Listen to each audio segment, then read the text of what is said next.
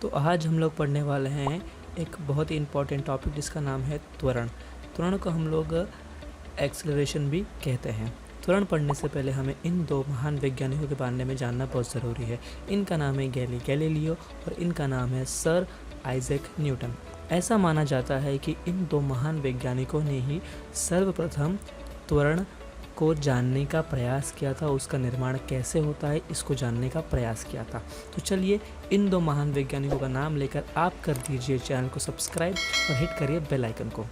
तो हम लोग चैप्टर में आगे बढ़ते हैं। यहाँ पर एक प्रयोग बताया गया है, उस प्रयोग को हम लोग यहाँ पर स्क्रीन पे देखेंगे। आप सोचिए एक बॉल है, अगर उसे ढलान से नीचे गिराया जाए तो क्या होगा।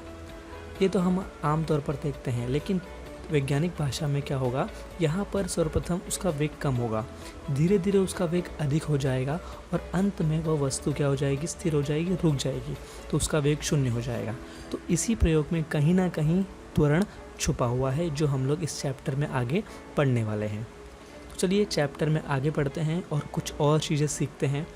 यहाँ पर लिखा है, बचपन में हमने फिसल पट्टी पर तो खेला होगा, फिसल पट्टी से हमने खेला होगा, स्लाइड से। उसमें होता क्या है, उसमें होता यह है कि प्रारंभिक में हमारा वेग कम होता है, बीच में हमारा वेग बढ़ जाता है और अंत में हमारा वेग शून्य हो जाता है, क्योंकि हम रुक जाते हैं। वही हमने प्रयोग में देखा। तो इससे निष्कर्ष क्या निकलता है, इससे निष्कर्ष ये निकलता है कि वेग परिवर्तन की दर को हम त्वरण कहते हैं। तो जो हम लोग त्वरण पढ़ने वाले हैं उसका मतलब होता है वेग परिवर्तन की दर। यहाँ पर दर का मतलब होता है समय, और वेग परिवर्तन को हम समझेंगे इस उदाहरण से। उदाहरण में देखिए, आपको यहाँ पर एक कार दिख रही होगी जो लगातार 80 किलोमीटर प्रति घंटे की रफ्तार से चल रही है, और एक एरोप्लेन है जो लगातार 1000 किलोमीटर प्रति घंटे की रफ्तार से उड़ रहा है। तो आपको बताना है कि इन दोनों का त्वरण कितना होगा। तो इन दोनों का त्वरण होगा 0। जानकर हैरानी हुई आपको, ऐसा कैसे हो सकता है? ऐसा इसलिए क्योंकि इन दोनों के वेग में कोई परिवर्तन हुआ ही नहीं, दोनों लगातार एक ही वेग से चल रहे थे। तो त्वरण का मतलब कई लोग तेज़ रफ्तार मानते हैं, लेकिन ऐसा नहीं है। त्वरण का मतलब होता है वेग और दिशा। वेग और दिशा होने के वजह से त्वरण एक सदिश राशि बन जाती है।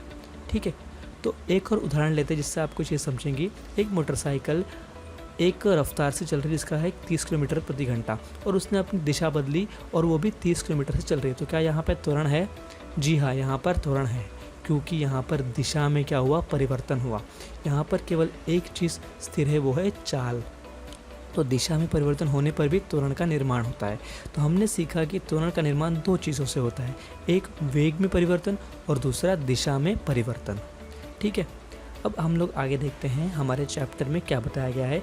आगे हमको त्वरण निकालने का एक फॉर्मूला दिया गया है। वो फॉर्मूला क्या है? त्वरण बराबर वेग परिवर्तन और समय बटे समय। अब हमको इस उदाहरण को या फिर इस फॉर्मूले को समझते हैं। इस उदाहरण से एक पिंड बिंदु ए से समझ लो बी तक गया, तो उसका कोई प्रारंभिक वेग होगा, उसे हम लोग u बोलेंगे। उसका कोई अंतिम वेग होगा, उसे हम बोलेंगे v, और उसको समय लगा होगा, उसको बोलेंगे t। तो फॉर्मूला बनेगा a बराबर v माइनस यू बटे टी, जहाँ पर v माइनस यू समय परिवर्तन, वेग परिवर्तन को दर्शाता है और t दर्शाता है समय को। देखिए उदाहरण, बिंदु a से बिंदु p तक कोई पिंड अगर 5 सेकेंड में जाता है और उसकी जो चाल या वेग 10 मीटर प्रति सेकंड हो, तो त्वरण कितना होगा। तो यहाँ पर इसे हल किया जाए तो हम लोग फॉर्मूला यूज़ करेंगे a बराबर v माइनस यू बटे टी, जहाँ पर u स्थिर अवस्था में होने से 0 होगा, v 10 मीटर प्रति सेकंड होगा और इसका समय होगा 5 सेकंड। तो फॉर्मूला लगाकर हम देखेंगे कि 10 मीटर प्रति सेकंड माइनस 0 मीटर प्रति सेकंड भागे 5 सेकंड, तो आंसर आता है 2। लेकिन 2 क्या, इसकी इकाई क्या होगी? तो इसकी इकाई होगी, आप खुद निकाल सकते हो, मीटर प्रति सेकंड बटे समय लिखा था हमने। तो सेकंड को हम लोग अगर नीचे लें तो हो जाएगा सेकंड गुणे सेकंड और बन जाएगा मीटर प्रति सेकंड स्क्वायर। तो इस प्रकार इसकी इकाई बनेगी मीटर प्रति सेकंड स्क्वायर। तो त्वरण की इकाई क्या होगी? मीटर प्रति सेकंड स्क्वायर। अब देखिए, वेग और त्वरण हमेशा एक ही दिशा में होते हैं, ज़्यादा करके एक दिशा में होते हैं। चलिए अब चैप्टर में आगे बढ़ते हैं। यहाँ पर हमने पढ़ा कि प्रारंभिक वेग को u बोलते हैं और अंतिम वेग को हम लोग v से दर्शाते हैं। ठीक है, यहाँ पर अंतिम वेग माइनस प्रारंभिक वेग बटे समय, ये हमने फार्मूला देखा और उसी फार्मूले को यहाँ पर शब्दों में और इंग्लिश के लेटर्स द्वारा दर्शाया गया है। यदि कोई गतिशील पिंड निश्चित समय में वेग बदलता है तो उस गति को हम क्या कहते हैं, त्वरणीय गति कहते हैं। ये हमने देख लिया। अब इस आधार पर दो प्रकार बनाए गए हैं त्वरण के। पहला प्रकार क्या है कि अगर कोई पिंड, यहाँ पर आप देख सकते हो दो प्रकार है। पहला प्रकार है यदि समान समय में समान परिवर्तन हो, किसमें, वेग में, तो उसे हम लोग क्या कहेंगे, एक समान त्वरण। उदाहरण देखो, 20 सेकंड में 5 मीटर प्रति सेकंड का परिवर्तन किया। ये परिवर्तन बढ़ भी सकता है, घट भी सकता है, ठीक है। तो हर 20 सेकंड में 5 मीटर प्रति सेकंड का अंतर आया वेग में, तो इसे हम कहेंगे एक समान त्वरण।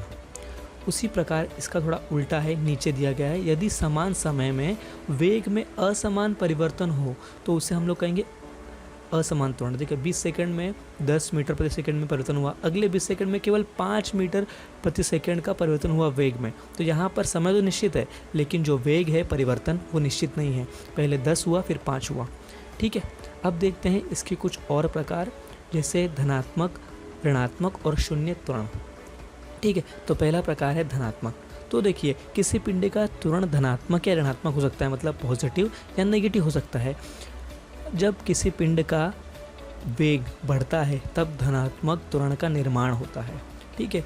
और यह त्वरण वेग की दिशा में बनता है, ठीक है। चलो इसको हम लोग एक उदाहरण से समझने की कोशिश करते हैं। आप देख सकते हो एक बस है जो लगातार आगे बढ़ रही है और उसका वेग भी लगातार बढ़ते जा रहा है। तो यहाँ पर क्या है, और जो वेग बढ़ रहा है वो एक ही दिशा में, मतलब त्वरण और वेग का निर्माण एक ही दिशा में हो रहा है। तो जब किसी पिंड का वेग लगातार बढ़ रहा हो और उसका जो त्वरण का निर्माण है वो वेग की दिशा में हो रहा हो, तो ऐसे त्वरण को हम लोग कहेंगे धनात्मक त्वरण, ठीक है। दो चीज़ें ध्यान देनी है, एक तो वेग बढ़ रहा है और दूसरा वेग और त्वरण की दिशा एक है। अब हम लोग देखते हैं अगला प्रकार, जिसका है ऋणात्मक त्वरण। जब किसी वस्तु का वेग कम होता है, मतलब लगातार वेग कम होते जा रहा है, उसे हम लोग कहेंगे ऋणात्मक त्वरण। ऋणात्मक त्वरण के दो और भी नाम है, अवत्वरण या मंदन, ठीक है। अब ऋणात्मक त्वरण में जो वेग परिवर्तन होता है वो विपरीत दिशा में होता है, ये ध्यान देने वाली बात है। उदाहरण देखते हैं कि कोई कार आप देख सकते हो, वो धीरे धीरे अगर उसमें हम लोग ब्रेक लगाएं तो उसका जो वेग है धीरे धीरे कम होते जाएगा, और यहाँ पर जो त्वरण का निर्माण हुआ है वो विपरीत दिशा में हुआ है। तो इस प्रकार के निर्मित त्वरण को हम लोग क्या कहेंगे, ऋणात्मक त्वरण, ठीक है। तो यहाँ पर आपको ध्यान देना है कि विपरीत दिशा में त्वरण का निर्माण होगा। अब देखते हैं, अगर कोई वस्तु स्थिर हो, स्थिर अवस्था मतलब स्थिर वेग से चल रही हो, तो उसे हम लोग कहेंगे शून्य त्वरण। स्थिर नहीं, उसमें परिवर्तन स्थिर वेग से हो रहा है। देखिए उदाहरण, कोई स्कूटर है जो एक ही वेग से चल रहा है, वेग में कोई परिवर्तन नहीं हुआ, मतलब अगर 10 मीटर प्रति सेकंड से चल रहा है तो 10 मीटर से ही चल रहा है, तो इसे हम लोग कहेंगे शून्य त्वरण। तो ये था हमारा आज का वीडियो। आप कर दीजिए चैनल को सब्सक्राइब और हिट कर दीजिए बेल आइकन को, और शेयर कीजिए अपने दोस्तों के साथ जिन्हें ये सारी चीज़ें सीखनी हैं। तब तक के लिए आप सभी लोग रिवाइज करो। Take care and good day.